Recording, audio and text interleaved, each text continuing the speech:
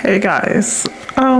So I just wanted to, it's almost 2 o'clock in the morning and I'm still up, which has been kind of common for me lately. But I'm about to wash my makeup off and go to bed. But I just wanted to come on here really quick to talk about this whole social media thing. So, I'm going through the Creator Income Live program right now, which is like developing content creators and helping them monetize their content. But it's really making me think.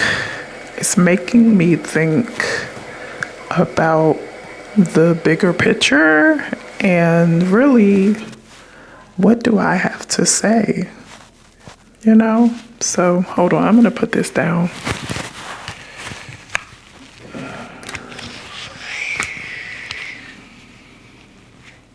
Okay. Oh, that's perfect.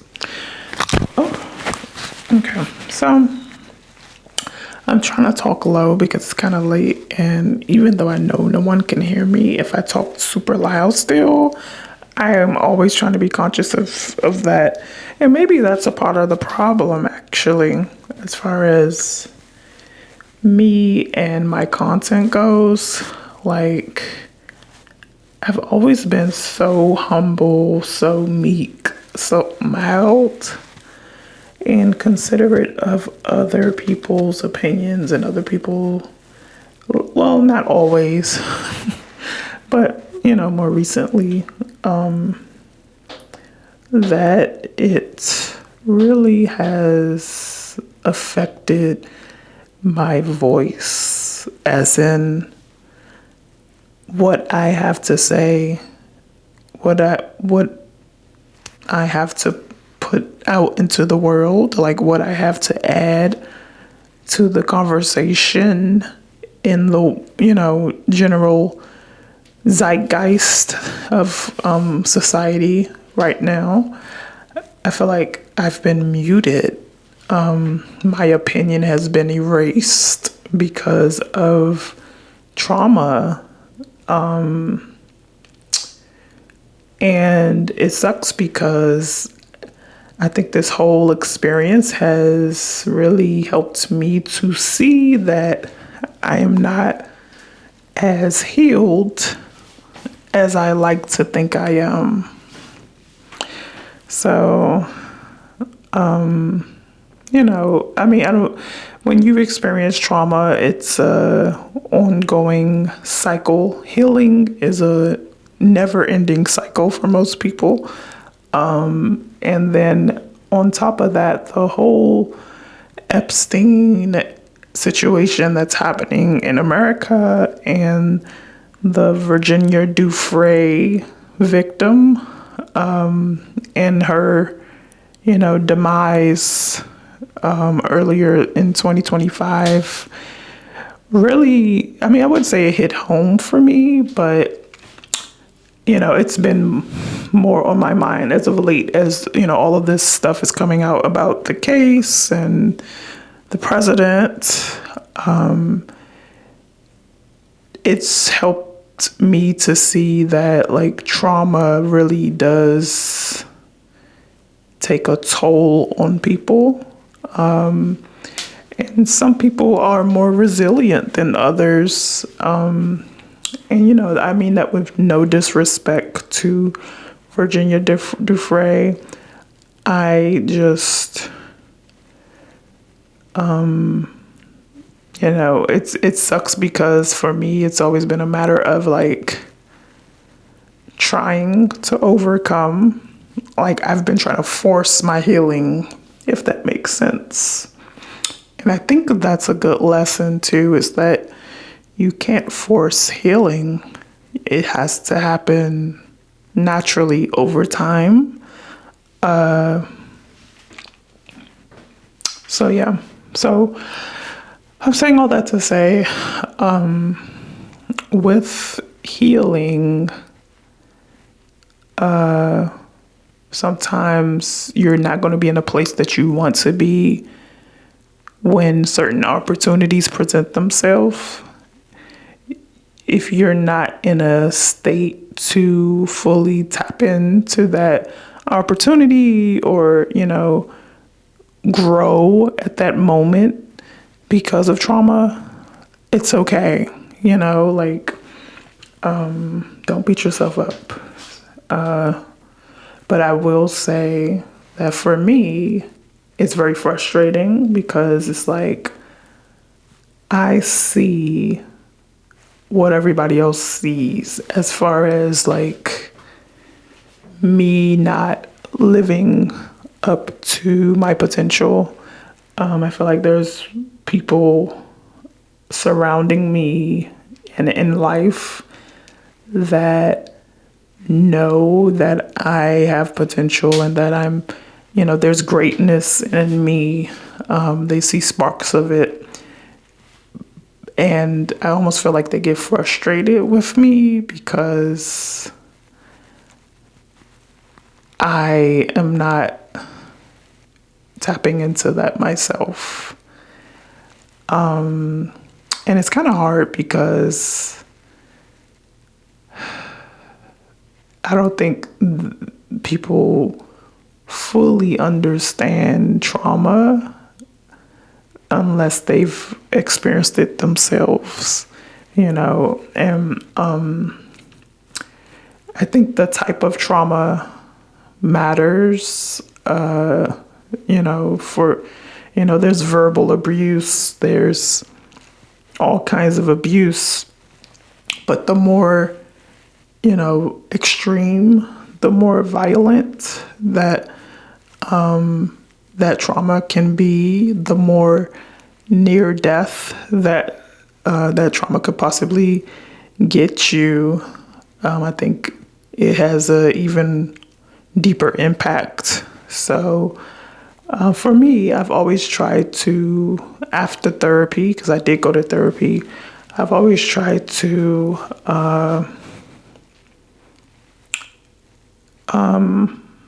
not have a victim mentality, so it's only caught up with me recently that I have accepted that I'm not as healed as I'd like to think I am.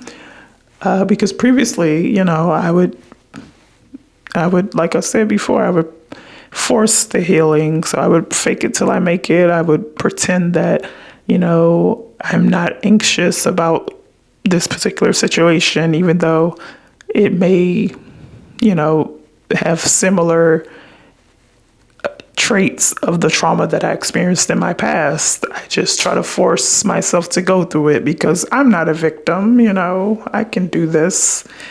But there's something about putting yourself out there on social media for millions, possibly, of people to see, that really lets you know who you really are. And so, this is, just a moment of clarity for me. I feel like I'm healed enough to put content out there. I've been recording. I've finally posted a video. But I think for me now, I've gotten over that big hump of showing the world who I am and like recording and putting myself out there. But for me, weirdly enough, and this is not necessarily something I saw coming, I don't have a voice anymore.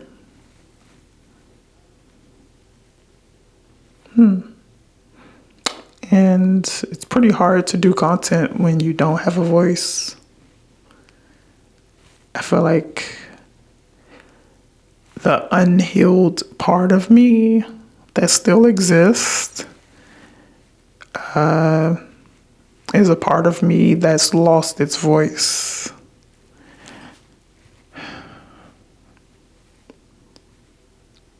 So I'm battling that right now. I'm learning how to confront that and heal from that.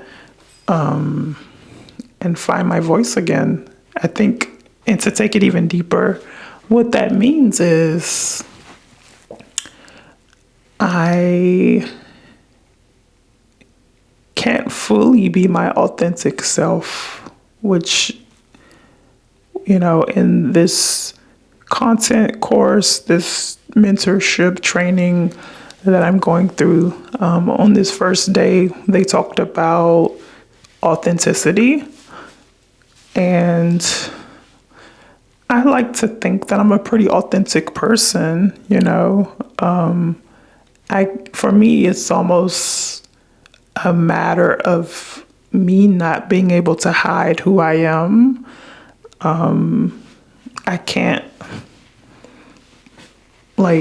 pretend to be anybody else. It's just my authenticity oozes out of me. And it's take it or leave it, which is why I say people see my potential at times, but the authentic, hesitant, fearful person, shows, and I can't help but be that. And when they see that authentic side of me, I feel like people are kind of rubbed the wrong way because they expect me to be confident. They expect me to be this go-getter who's, just so strong. And when they see the authentic, real me who isn't as strong as they probably thought I am, I feel like it's a little disappointing for them, which is so funny. So yeah, me being my authentic self is going to take me finding my voice again.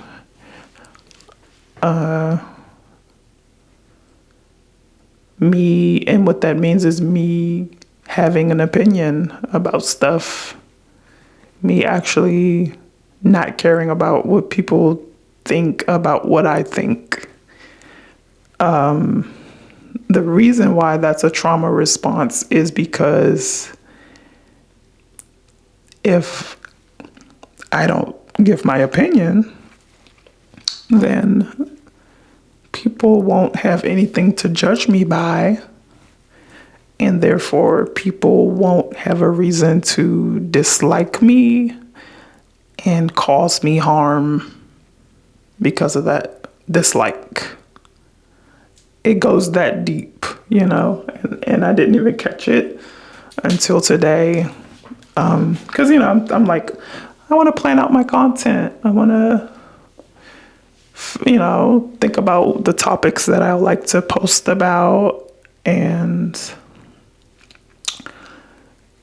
as I'm like planning these things out and thinking about these things, I'm like, and we're talking about authenticity. I'm like, well, if I'm being my real self and giving my opinion, people may not like that.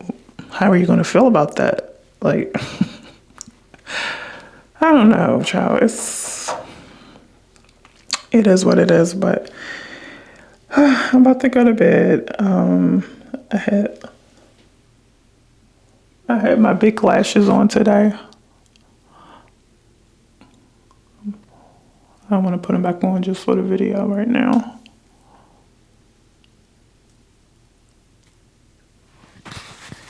This is gonna look so crazy, but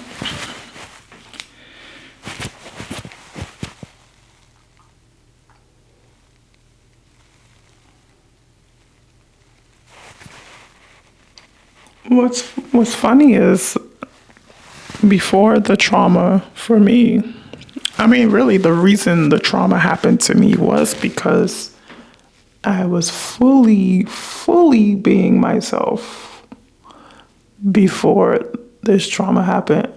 Really, my authenticity is what caused the trauma. So, funnily enough, I have a very weird relationship with authenticity because for, you know, 20 something years of my life, I had been fully my authentic self more and more as time went on. And as I became my most authentic self,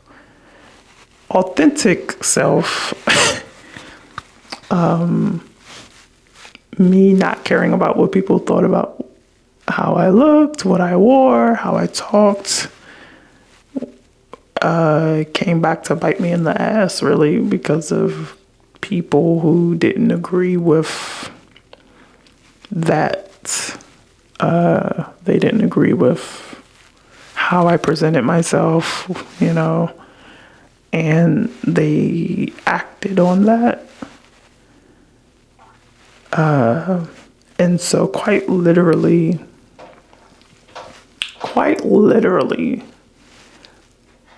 my authenticity was pretty much killed in that moment. It was an act of violence on my authenticity. It was an act of violence because of my authenticity, and they sought to teach me a lesson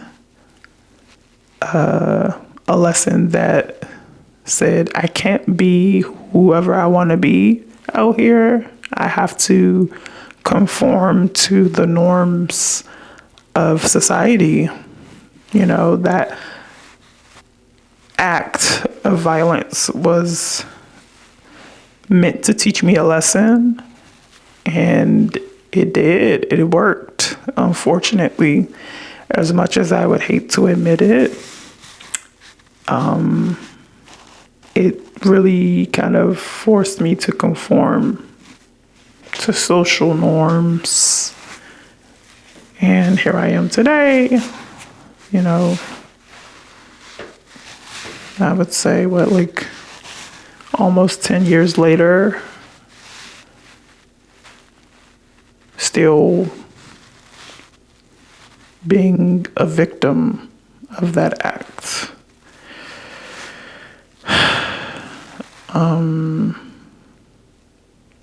So yeah, I don't know. You guys, I thank you for listening to me ramble. I think at this point, this is me being authentic. I can't get any more transparent than this. I don't know. At some point, I will talk about the act itself, the traumatic event. But, in due time. But I think, for the sake of authenticity, since that's what the people want, I think we'll have these kind of like self-therapy sessions where I just talk to you guys as if you're my therapist, and we just have a transparent moment of vulnerability here. So let me know, you guys, if you have experienced trauma, what your relationship with it has been. Let me know if you've discovered, or if you are always discovering new ways that you didn't realize you had been affected by a past trauma. And if I have any therapists who watch, please feel free to chime in and give me some pointers on how to tap back into my full self, my authentic self, after, kind of being forced through this violent act to conform and go into my shell. Yeah, I will talk to you guys in the next clip. And thanks for listening.